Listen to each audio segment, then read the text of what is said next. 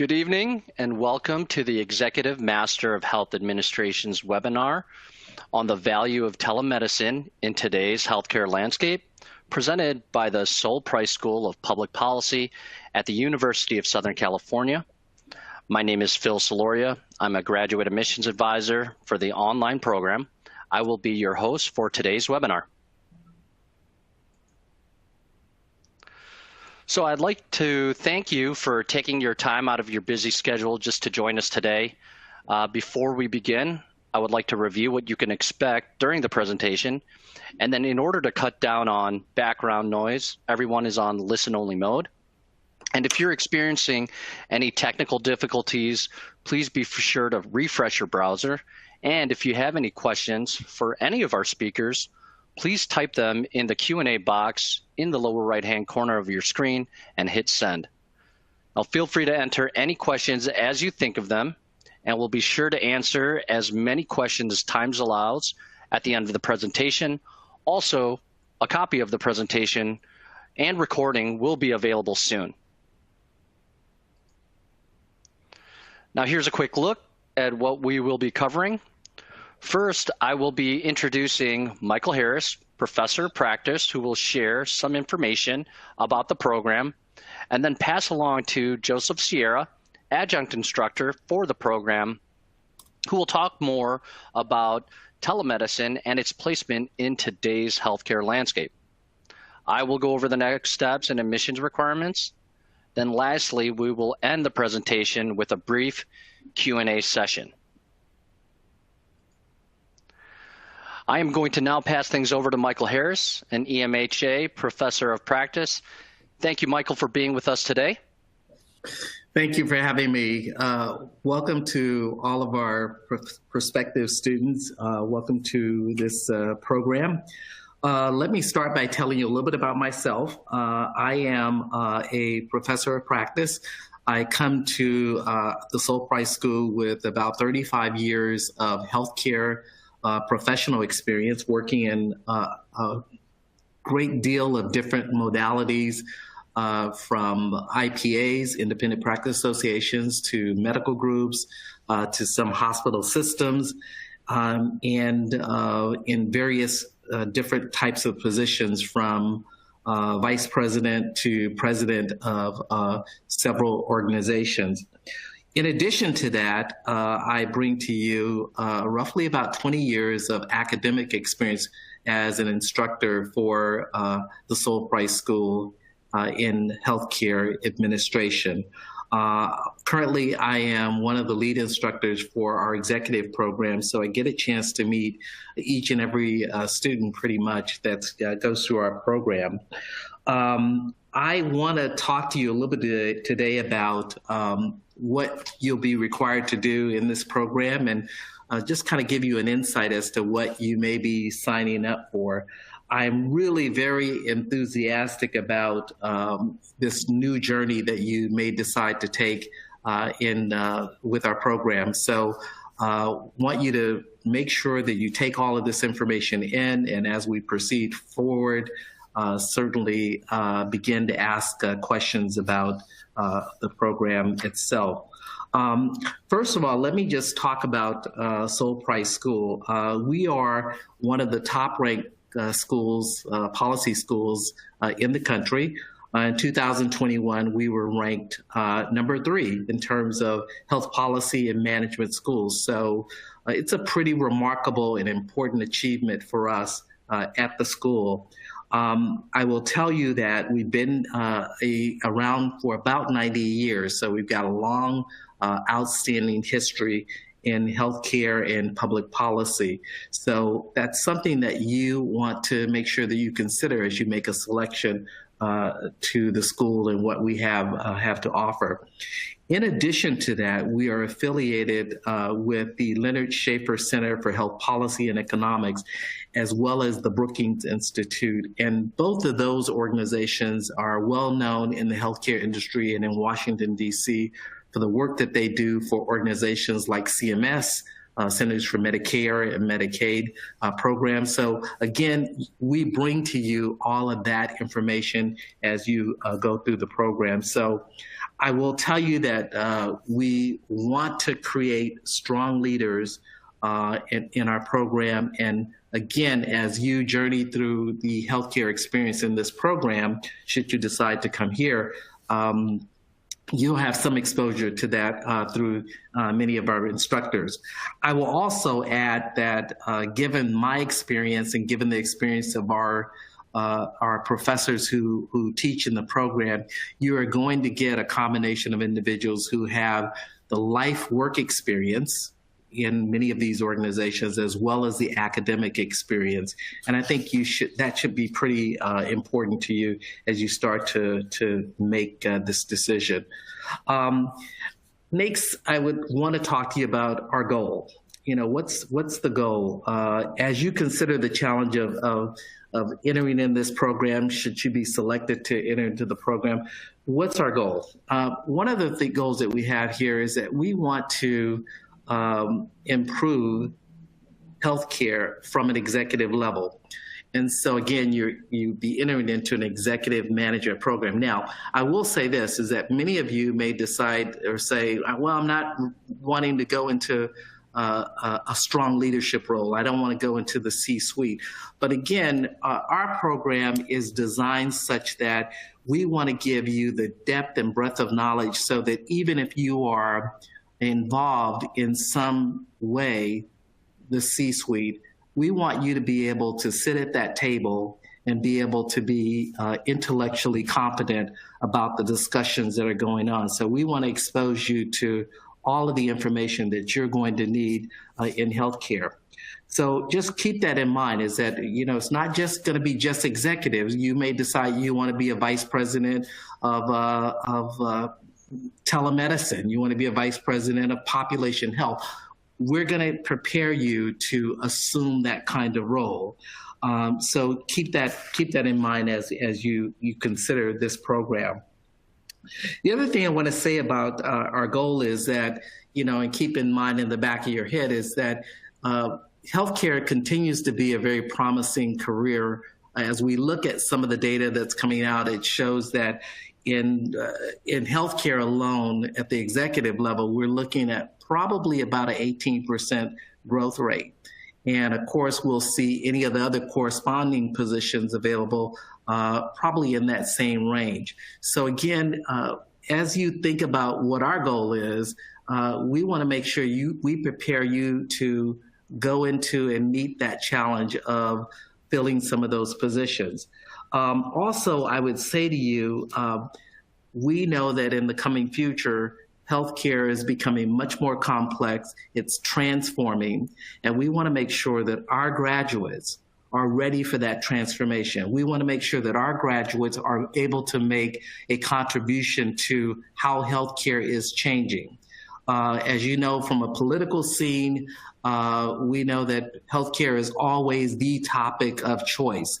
And so we want to make sure that our graduates are able to, again, sit at that table of discussion and really think in innovative ways about how they are going to contribute to healthcare and be able to contribute to a healthcare scene. So keep that in mind as you select the program and if you think about coming to our particular program. The next thing I want to say to you is that, what are some of our expectations? Again, I said to you over the next 5 to 10 years, we're going to see healthcare delivery system kind of face some new structural and clinical challenges and demands, and we want to educate our students to meet that demand. We want you to be well-rounded in terms of your depth of knowledge, whether it be talking about healthcare disparities or how to improve quality of care, how do we improve outcomes. We want you to be able to see how all of those pieces of the puzzle fit together. Ultimately, we'll be talking to you about value. How do you create value in healthcare? That's what we're looking for in this new transformation. We want you to understand conceptually how you do that. We'll do that by exposing you to different healthcare models. We'll do that by exposing you to different processes that you can take to get there. I have often said in many of our classes that if you're going to be a leader in healthcare, you've got to be ready to take the individuals who are following you somewhere. And we want to give you the knowledge. We want to help you understand what the vision is for healthcare so that you can take that group of employees to that new destination, to this new transformation. So our goal is to get you there. Now, I will say this. In our program, our intent is to reinvent you.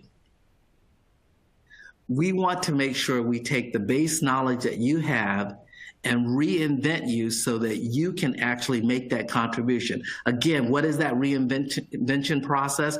That reinvention process is, over the next 2 years, educating you, teaching you about triple aim, teaching you about innovations in healthcare, teaching you about population health, teaching you about health disparities and outcomes and quality and what all those concepts mean and how they all fit together. That's our goal as we go through the program. Let me finish up and talk about expectations and the focus. In our program, we want to transform you into this individual who has a high level of intellect. We want you to be able to look at healthcare issues and look at those issues from several different perspectives. I often say to my students is that when you're talking about a subject matter, we want you to be able to look at it from a patient perspective. We want you to look at it from a quality perspective, a financial perspective, an innovation perspective, an IT perspective. We want you to be able to take that crystal ball of healthcare, spin it around, and look at it from several different perspectives. That is going to give you a depth of knowledge about how healthcare affects everyone who is accessing it. We want you to look at it from a health disparities perspective, from a social perspective. So again, we're looking to increase your depth of intellect as it relates to healthcare. Also, let me talk about another subject, and that is professionalism in your conduct. We designed a rigorous program, and we are looking for individuals who are ready to meet that challenge in terms of how they conduct themselves with integrity. We want to look at it from a professionalism, from an idea of professionalism. There's no excuses why you can't get your work done. We hold you to a higher standard. So we're looking for that. We're looking for how you interact with one another. That's important. If you're going to be successful in healthcare, you've got to learn how to interact with everybody that's in the transformation process. Also, we want to instill in you a renewed sense of responsibility. You're going to come out of this program as a master's in health administration.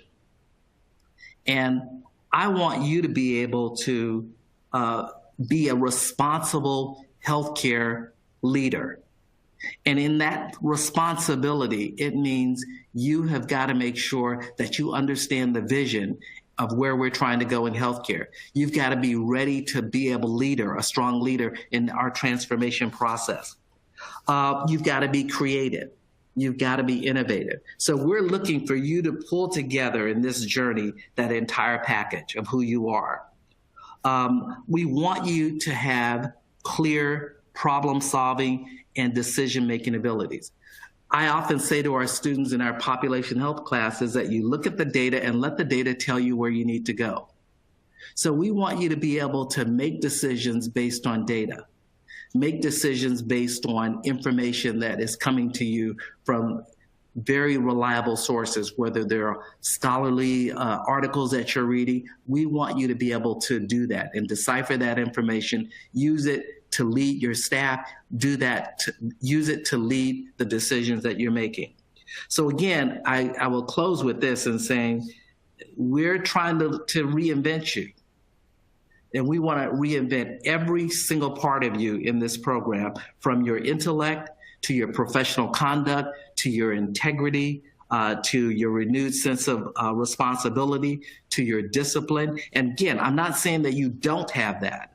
But as we try to educate you in healthcare administration, we're going to see that we can actually improve upon what you have. So with that, I will leave the conversation there. I will turn it over to Professor Sierra to talk about an innovative concept that we've seen in healthcare right now, and that is that concept of telemedicine. Professor Sierra? Thank you, Professor Harris. Appreciate the introduction, and thank you so much for that great overview of the program. And I echo what Professor Harris has said about kind of what are the values that we are hoping to instill and incorporate and amplify amongst our students and our cohorts. And so what I'm going to do now is just kind of walk through the main topic of the webinar, which is telemedicine. And in my role here at USC as the adjunct instructor, I teach one of the courses on healthcare quality. And what I'm going to show you is kind of how that's changing right now with the different places of service and how telemedicine is impacting that. Now, a little bit about myself. I joined the Price School just a few years ago now, although it seems like it was just yesterday, and have been teaching the healthcare quality class for quite some time now. Prior to joining USC, and I was at Medtronic for 8 years, working on reimbursement, health economics, and revenue cycle quality. We had a big amount of business in the United States, and I was also responsible for that outside of the United States as well. Most recently, I'm the Director of Sales and Reimbursement at NeoEffect Rehabilitation, and teaching quite a few courses in healthcare quality. So we'll jump right into how healthcare quality and telemedicine kind of cross over in this new environment that we're working in. So some of you may be familiar with telemedicine and some of you may not, but just a little bit of a primer here that when we're talking about telemedicine, just to get us all thinking about the same definition, it's where we are interacting and providing care to a consumer or a customer through a remote means, whether it's the phone, the internet, or whatever other media it might be. And typically it's done in a secure and private way. And prior to the COVID-19 public health emergency, there was a lot of debate and distinction about the ways that telemedicine could be allowed to be instituted in different ways. So, for example, there was a lot of debate around, is asynchronous, meaning somebody would send a video or a doctor would send a video to an individual with some advice, or another way that it was being debated was, should it be reserved for specialists who are outside of an area that is underserved with physicians. So, for example, a rural area that may not have certain specialists within a certain group of medicine. And so you would have telemedicine happening from provider to provider. Now, with the advent of COVID-19 and the need for social distancing, telemedicine has changed quite a bit very rapidly. Prior to COVID-19, like I mentioned, remote patient monitoring, so keeping track of patient vital signs and healthcare outcomes and healthcare metrics, and telehealth, which is the actual practice of doing the care, was pretty limited and specific for both the government payers as well as the private payers. There was specific instances. And with concerns regarding access to care, consumers, providers, and payers have really shifted longstanding policies. It has changed in a very big way. And that rapid evolution has kicked off, and it is continuing. And we're continuing to see the use of this expanded role of telehealth and remote patient monitoring throughout the industry now. And that presents both risks and opportunities. And from a healthcare quality perspective, there's a lot of things that need to be considered. So let me tell you just a quick introduction to healthcare quality and then why it's so important for that to blend with telemedicine in a supporting way. So first of all, healthcare quality is a set of values and practices that help to sustain and improve continuously activities in healthcare delivery. So for example, are patients happy with the delivery of care at a hospital? That's considered an element of quality. What are the outcomes for a particular procedure? Is it improving over time? Is it lagging behind a little bit? Those are the sorts of quality measures that are common in healthcare. Okay. Now, healthcare systems and providers have spent many years building up their processes on how to deliver quality care in an efficient way. Okay. And with the advent of the public health emergency with COVID-19, I think that it's pretty easy to say that all of those processes have been put into a challenged state. So for example, you are doing something a certain way for many, many years. You have these processes in place that keep those improvements moving and keep those improvements sustained. And then all of a sudden you have this big external factor that happens and all of those processes that were put in place get challenged. And then on top of that, you have the environmental factors from regulations and government and state and local level policies. So quality plays a pivotal role, and we talk about quality throughout all of our courses here. It will be a key part of what you learn, and it is instilled in all of the processes in healthcare administration.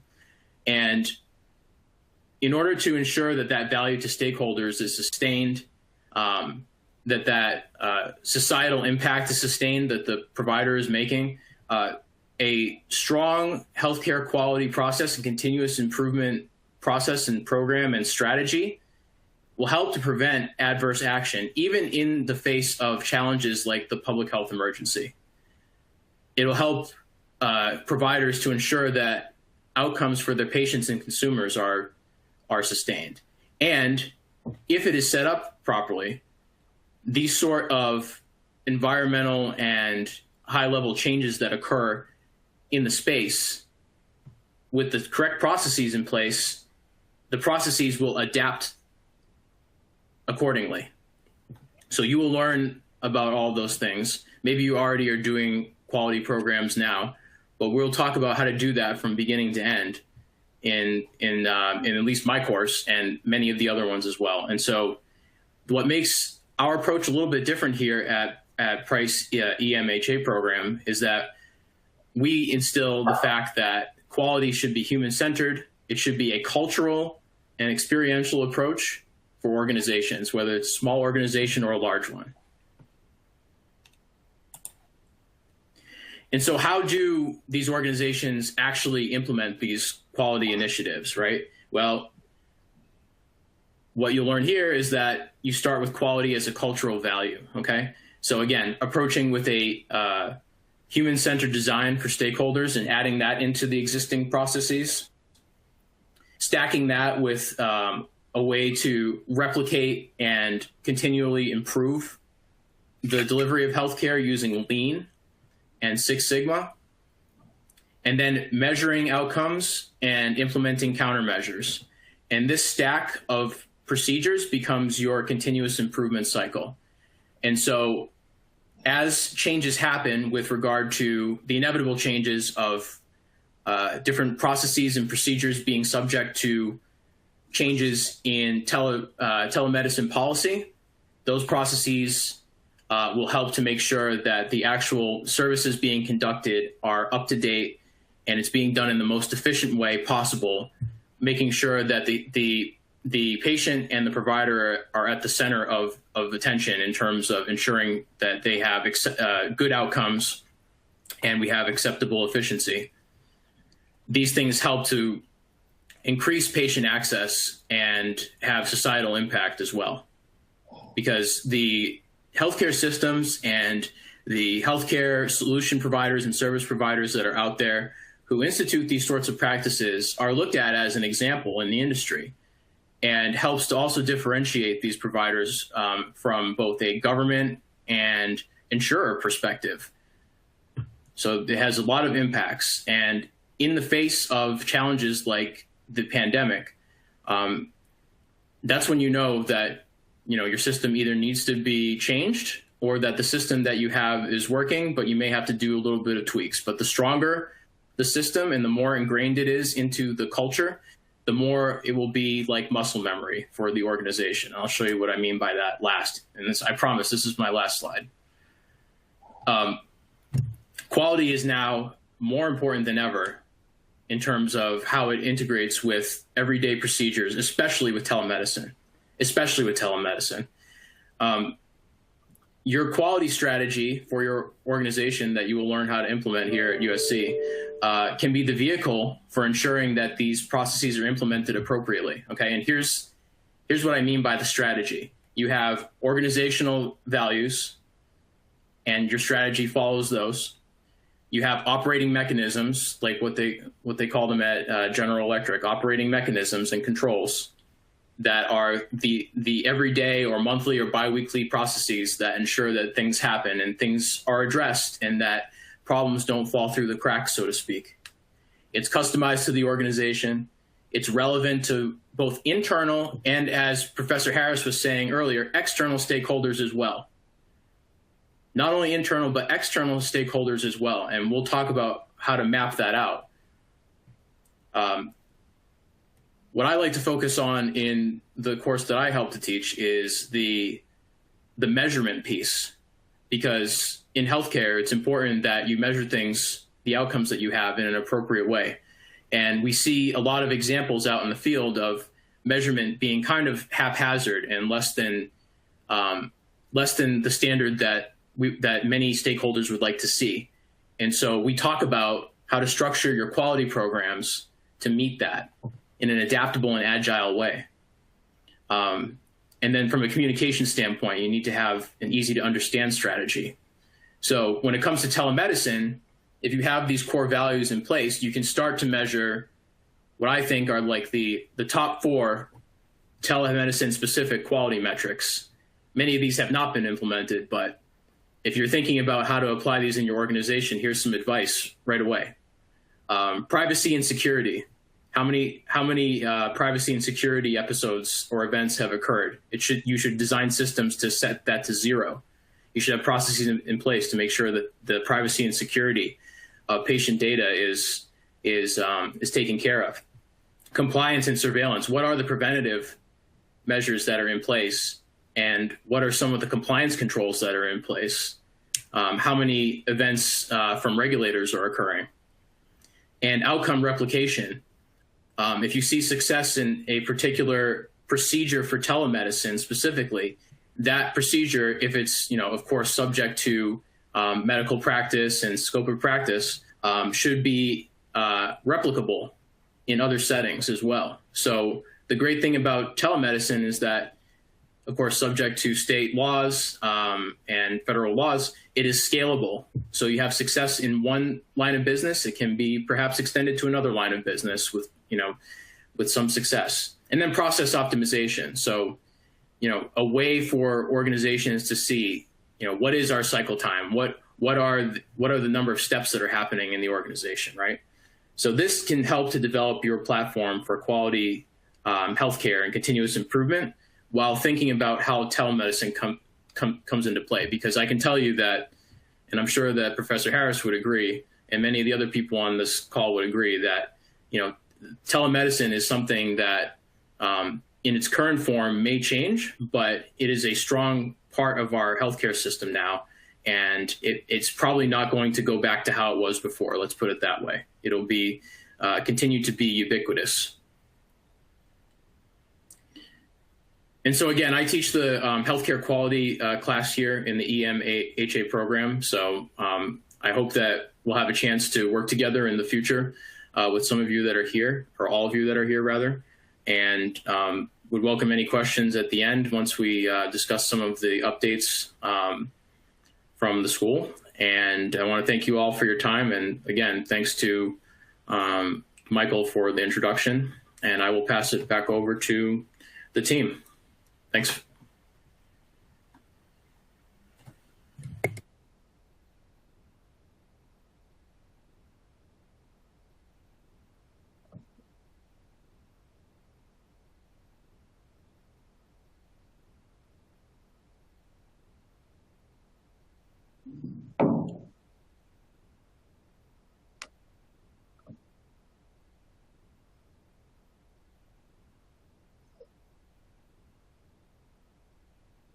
If you're on with us right now, we're having a little bit of technical difficulty, so just hang in there. Thank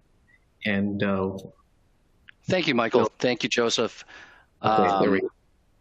Now, regarding our admissions requirements, just so everyone knows, the entire application is available online, and you just want to make sure you request all your official transcripts from every school that you've attended. Another part of the application process is to complete a statement of purpose. All students will need to submit a resume showcasing all professional work experience along with 3 letters of recommendation. We are looking for candidates with at least 3 to 5 years of professional experience in the healthcare field. I do want to share some admissions tips. So communication with your enrollment advisor is an important first step. We are here to support you throughout the application process, all the way into your first week of classes.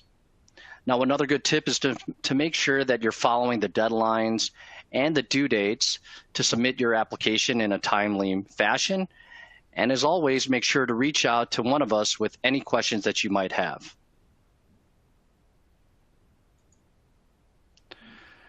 Next, I really wanted to just take some time to go over any questions that anyone might have.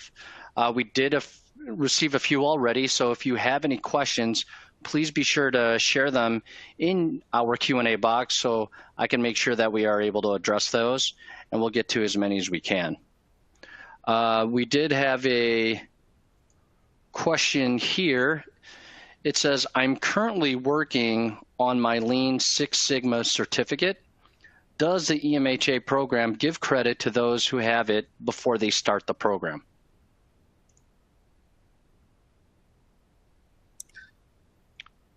I can pitch it with the answer to that.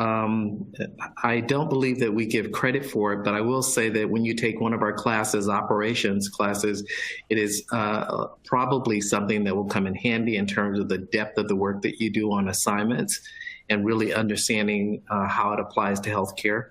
But I don't know that there is a requirement for a Lean Six Sigma or that we give credit for it.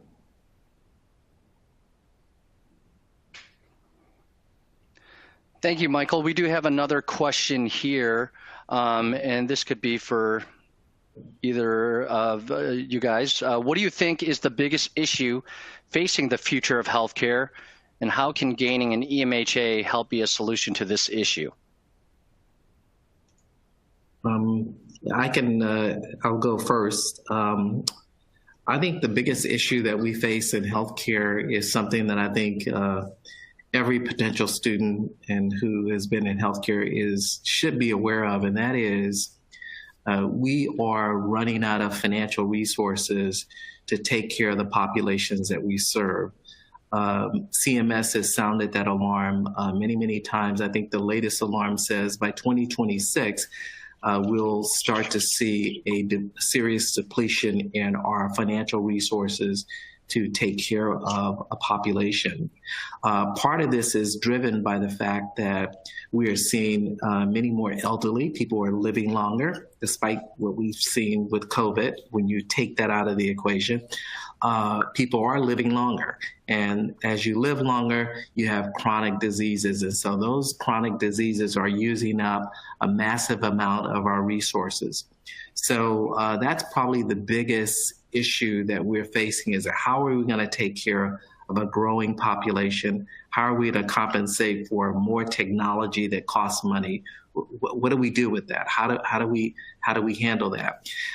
When you think about that in the context of our program, that's one of the things that we focus in on. We focus in on triple aim. Triple aim essentially says, let's deliver the right care at the right price for the right time. We also focus on value. So what is value? Value is looking at the outcomes, the quality of medicine, which is equivalent to outcomes for the cost. So how do we deliver the best cost to this patient population at the best possible pricing for it? So the EMHS examines all of those concepts as you go through the program, and it really does challenge you to think about that from the context of where you work. Are you as efficient as you could be? We have a HMGT 601 course that talks about the Lean Six Sigma, and how do we look at processes so that we're delivering those processes in a much more efficient way. And then lastly, if you go to some of our other classes in the program, we start to talk about what's going to happen with our healthcare delivery system. Do we have the ideal healthcare delivery system to deal with the cost factors that are at play right now? And so let's think innovatively where we are going to go in healthcare. So again, I know it was a long answer to that question, but I tried to pair that answer up with the courses that we teach in our program. So again, we try to attack that question rather, in every single class that we teach in this program. I hope that answered that person's question. Thank you, Michael. It looks like we have a question here for Joe. Can you tell us more how the EMHA program focuses on a human-centered, cultural, and experiential approach to healthcare quality for organization? Yeah, absolutely. So it happens both at the organizational level. It starts at the organizational level. So the way that it becomes an experiential process is that quality has to be part of the everyday, almost muscle memory of the people working in an organization. So they have to be immersed in it. There has to be a rule of thumb or a heuristic that people go by, whether it's a simple acronym or slogan or something like that, so that people understand exactly what the aims are of the organization from a high level perspective. And people need to be encouraged, taught, led to incorporate those things into their everyday work. And so it's about setting the philosophy and the culture within an organization. And it can't be the second priority or the third priority. The quality values of an organization have to be the first priority, and they must be everyone's responsibility and accountability. There was a saying at an organization that I was with previously that it's not about how quality begins with you saying, like, you have to do stuff and you have to do it this way, and I'm just the person telling you what to do. The slogan that we all had in our mind, and it became part of a multi-layered strategy throughout the organization, was quality begins with me. And so that's the sort of like resounding cultural shift that you need in an organization. And it's up to us as leaders, the people that are in this program, to ensure that we hold our organizations accountable for it becoming part of the culture. So it gets implemented in all of the processes. People know what the goals are. They know how much the goals are to be improved by and by when. And that sort of understanding makes it more automatic. So that's what I mean by a cultural and experiential shift for quality. It has to be part of the. You have to define as an organization what your strategy is for quality, what your metrics are for quality, and then you must build your culture around that. The cultural shift is the only way to do it. You cannot manage what every single person is doing, even if you have one manager for each person working. So there has to be that automatic culture of accountability and quality, and it has to be serious. And it has to be something that you have to get buy-in from, whether it's a small organization or a large one. And we talk about that, not only just in, specifically in my course, but as Professor Harris said, it's across the board. That sort of accountability and culture of quality is something that we talk about. The last piece on human-centered design, just a little bit of a preview on that. It's about starting with the patient or consumer and the provider as the ultimate definer of quality, because quality means something different to every stakeholder. And if you put the patient and provider in the driver's seat and you enable that and bake that into your processes and your culture, then you really have all three things.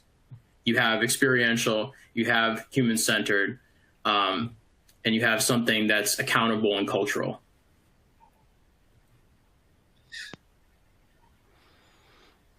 Thank you, Joe. It looks like we have a question for Michael.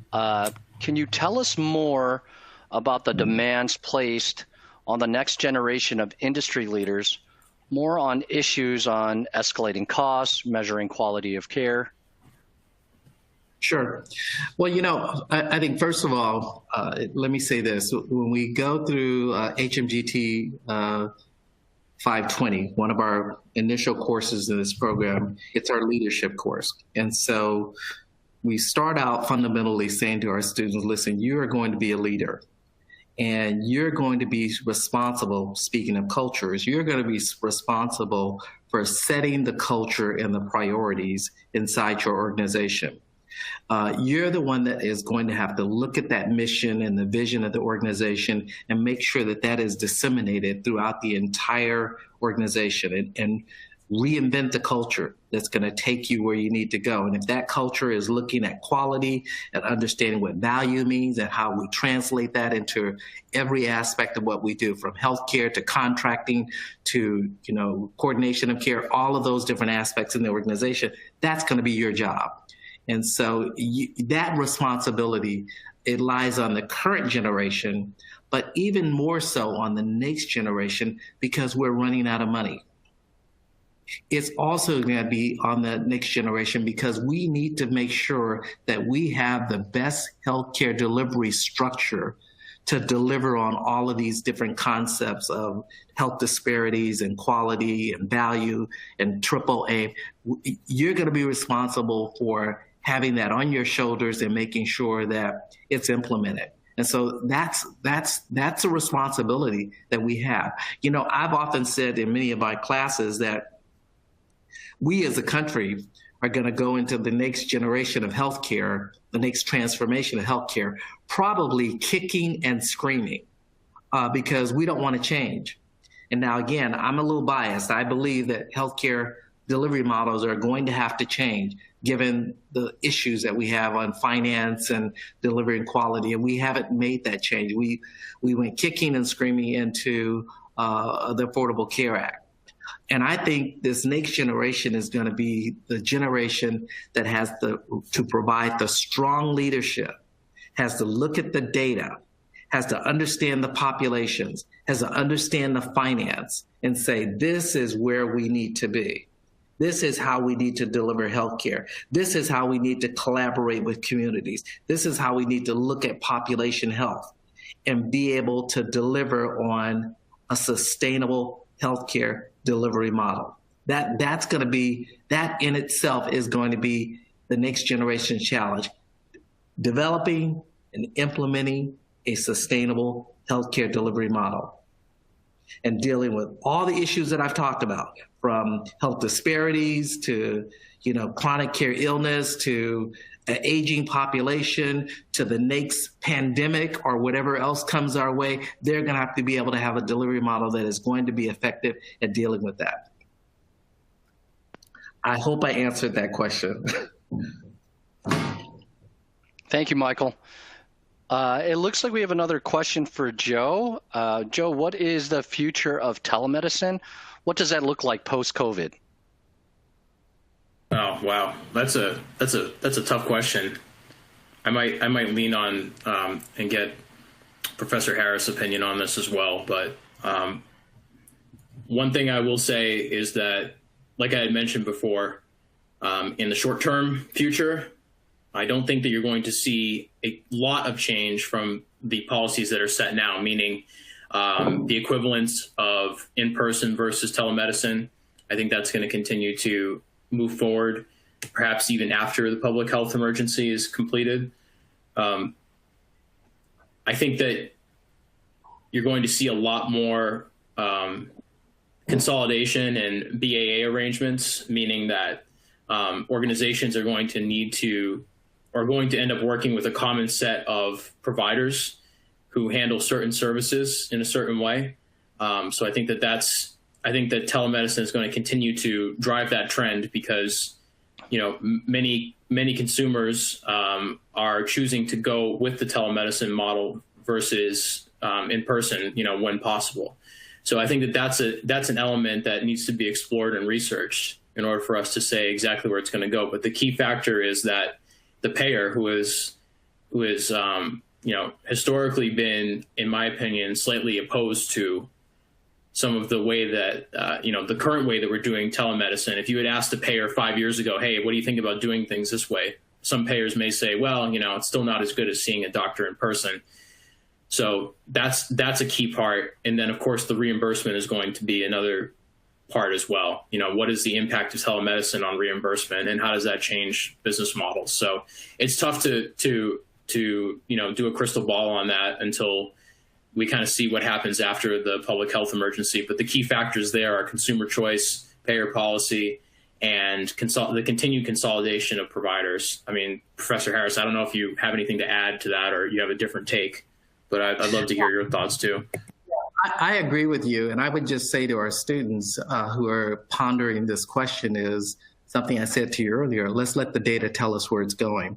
I think telemedicine has been a game changer. I think 10 years ago, many of us, even in this room, would not have even considered having our care rendered in that format. And now with the pandemic, it has been a mode of care that wasn't all that bad. And people are embracing it even for the future. So, and that includes many of the payers. So I think it's going to be something that we're going to seriously consider and enhance in the future.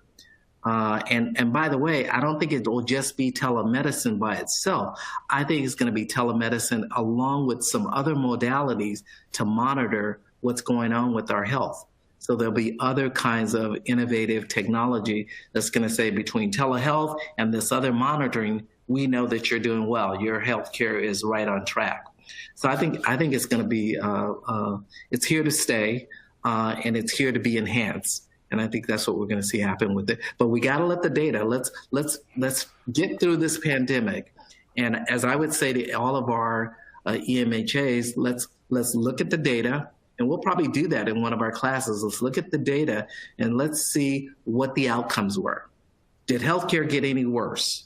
How did healthcare fare during via telemedicine? What were the negatives and positives? Let's see where that data leads us, because it will ultimately lead us to an answer about whether we continue it, whether we enhance it, or make any other changes to it. Thank you, Joe. Thank you, Michael. We do have another question here. It's a common question that I have with students is what are some of the differences between the online and campus program? Okay. I'll tackle it first, I guess. I taught in both programs. So there's a great deal of responsibility in the online program. It is not an easier program. It is just as rigorous.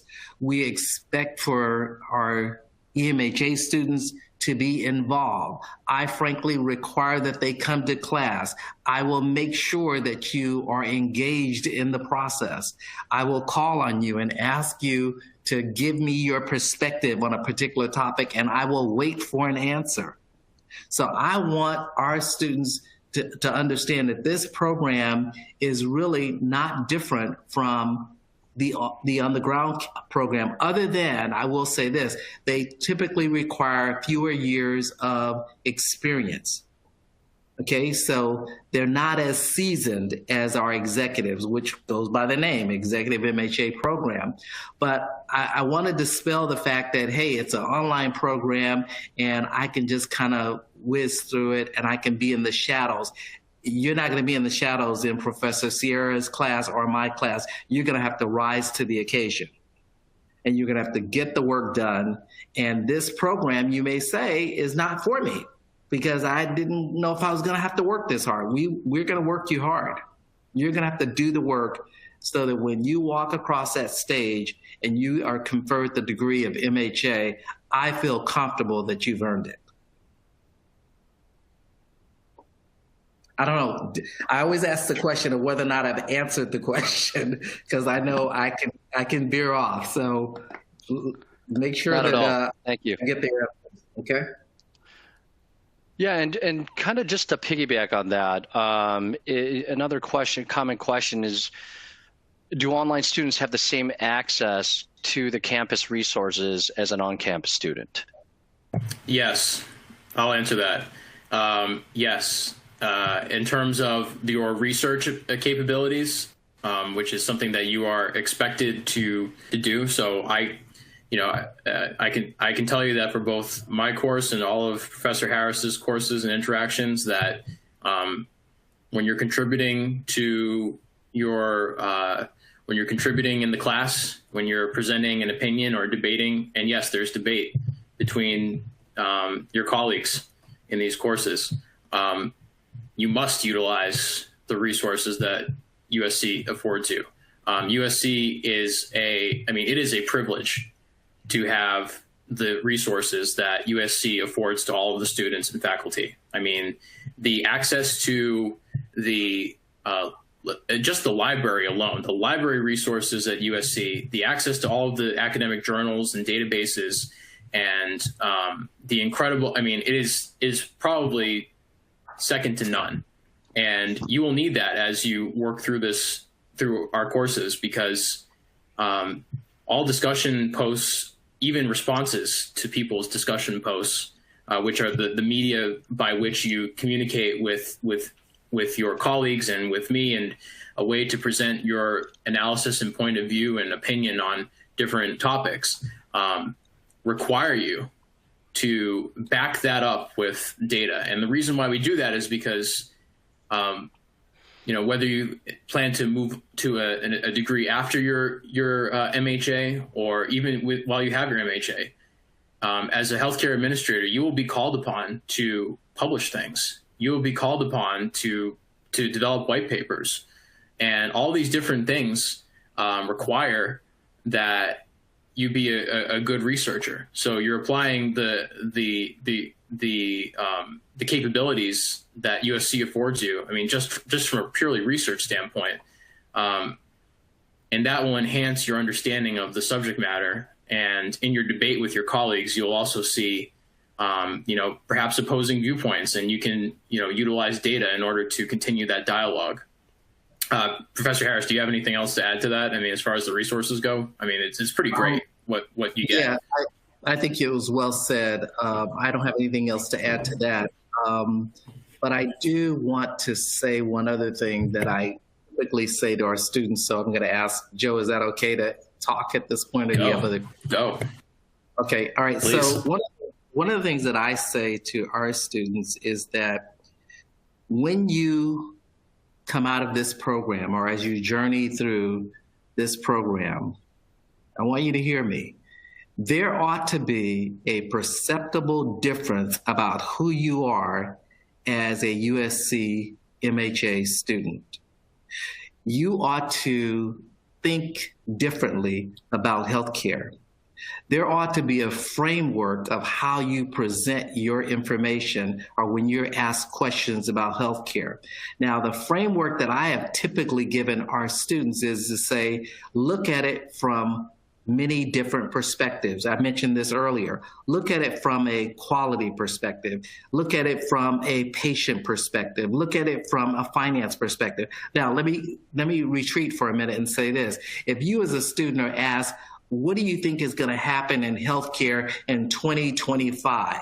And you're asked that question, or is telemedicine going to be around for the next 20 years? How will it impact? I want you to tackle that topic as an MHA graduate from the University of Southern California from all of those different perspectives. That ought to be your framework. And then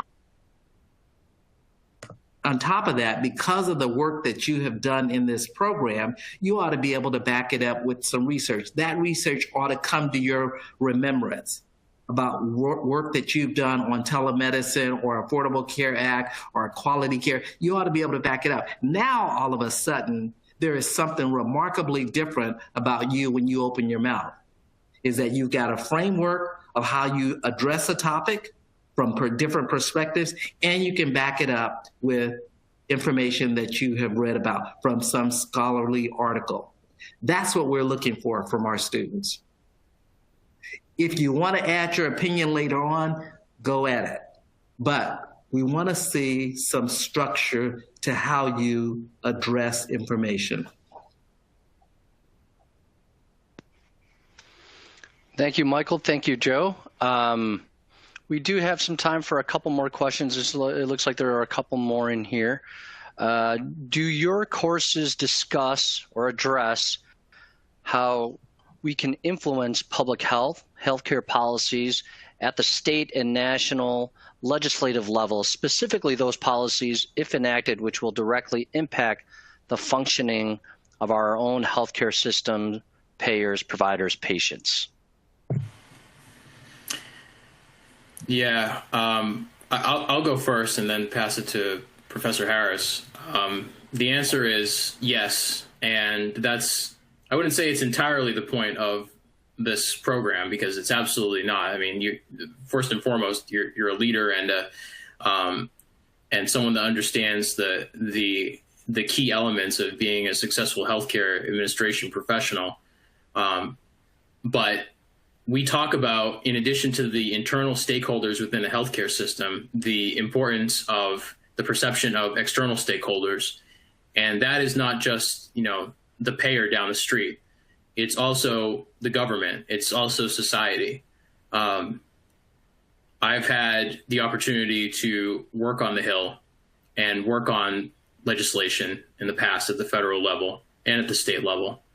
And all of the elements that you learn from the EMHA program are key to developing the point of view to gain the support that you need to make changes from a lawmaking standpoint. And I will leave it at that and just say that you will partner with your instructors and see exactly along your journey through the courses where that comes into play, because all of these programs that you learn to stand up and set up in your organization are great. Something that is always talked about is how to communicate the success of it, using it as an example, and who are the different stakeholders to partner with when you develop the key stakeholder mapping for your organization and your strategy. What do you think, Professor Harris? Yeah, I agree with everything you said. I think I'll just add one other statement, and that is, and I'm pretty biased about this, so I want to mention that up front, and it may not become obvious at this point, but when I look at private industry and healthcare, and I look at the public health component of it, I just see a woefully broken healthcare delivery model that we, at some point, that next generation has to deal with. And so I would say that we certainly give you the tools to examine that. But somebody at a policy level will have to address that. Now, I will also say that we are a policy school. And so, we're health administration, but we also look at policy. And so it is something that, if that's your angle, if that's your level of expertise and where you want to, kind of hang your hat, your administration had, it's a fragmented system that needs to be addressed. We're both delivering different kinds of care. I'm not sure how public health systems define quality. I'm just not sure.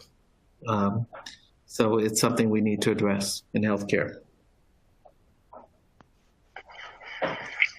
Thank you, Michael. Thank you, Joseph. Perfect. It looks like we're almost out of time. So if we didn't get to your specific question, we'll be sure to reach out to you on a one-on-one situation, and we'll be sure to answer any questions that you might have.